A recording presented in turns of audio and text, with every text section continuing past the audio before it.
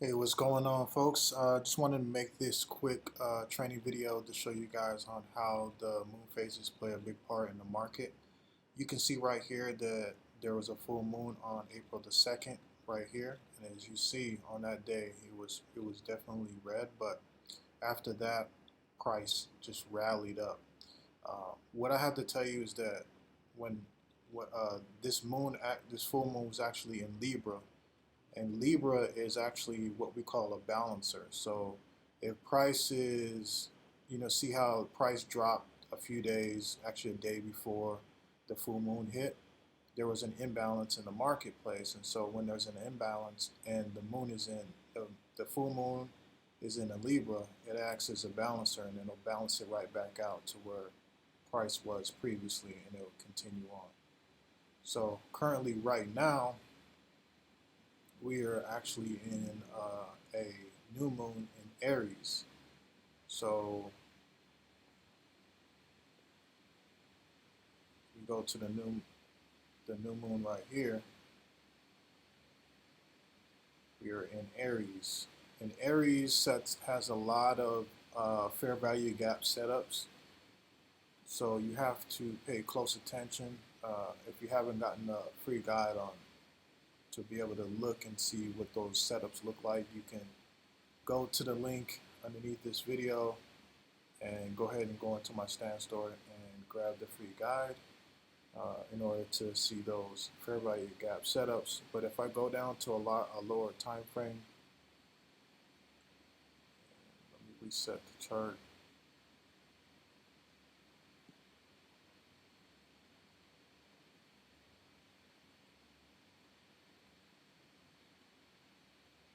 So yeah, you'll get a lot of this here. I definitely partook in taking some trades on this.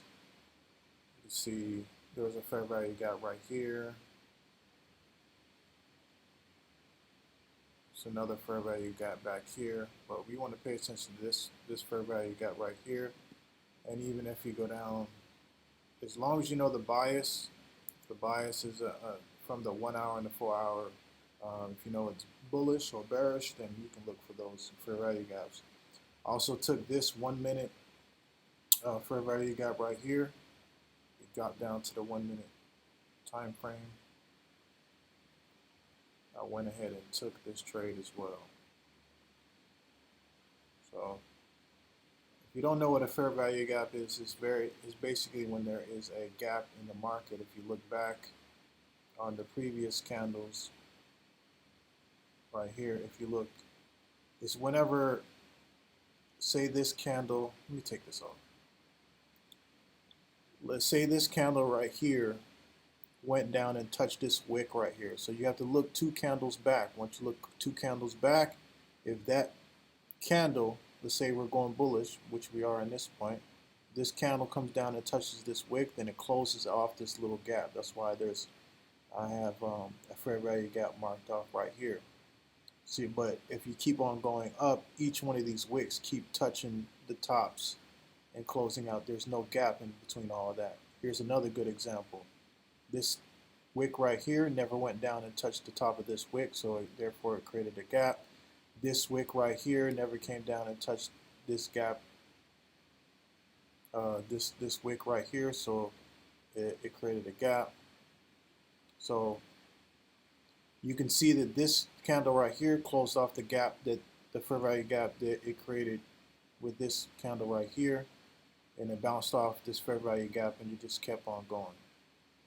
So what you want to begin doing is you want to look for your liquidity sweeps. You can see that there's liquidity off here to the left hand side. So once price reaches up into and does a sweep, you want to look to see where liquidity is down here if you want to take a bullish fair value gap trade. So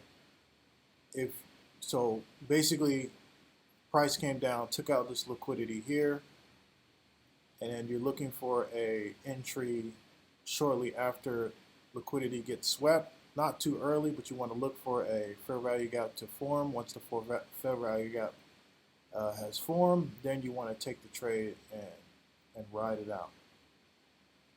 Okay, you can target the highs beyond this, and expect typically the liquidity up here to be taken out. So that's exactly what happened, and that's where I would get out. Some people continue to ride it up, and just it's not my thing. Once I see that there's another liquidity sweep, I get the heck up out of there. So going to the 5-minute chart here, so you can see this.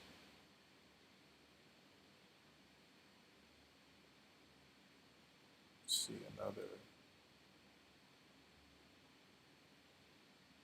So I have an order block down here. Every time price gets down here, it starts to basically takes off. What else can I see? Let's see here. So price took out all this liquidity right here at this point right here. And so in order for me to take this trade in the opposite direction, I would just wait for bullish fair value gap setups. I wouldn't even try to take a bear. But yeah, that's all I look at in the market. Those are the type of setups that I'm looking for. This in particular setup. And also, like I said, it's very important whenever there's new moons or full moons that come around, you want to understand when they come, and you want to understand what each one of these zodiacs mean. Like, I don't know if this is in plain sight or whatever, but if you look at each one of the zodiac signs, it almost looks like market structure when you look at it. You can see that it creates a V, and you see that there's a lot of fair value gaps that have been created the last 24 hours. So since we're heading into the weekend and Saturday, Sunday coming up, I would still be looking for fair value gaps on Sunday. I would be looking for the same type of energy again. Yeah, I would be looking for the same type of energy again, and the reason being is because each zodiac sign lasts for 3 days. 2.5 to 3 days is how long these signs last. And usually the energy of each moon phase is about 2 days before, obviously the day of, and then 2 days afterwards. So by the time we reach Monday, everything will be pretty much back to normal. But you have to watch out for the news events that kick up. You never know what's going to happen. On the 29th of April, we have a FOMC meeting, and then May the 1st, we have a full moon. So we want to look for that week to be very, look for taking strategic trades. Usually it's time for the market to balance itself back out.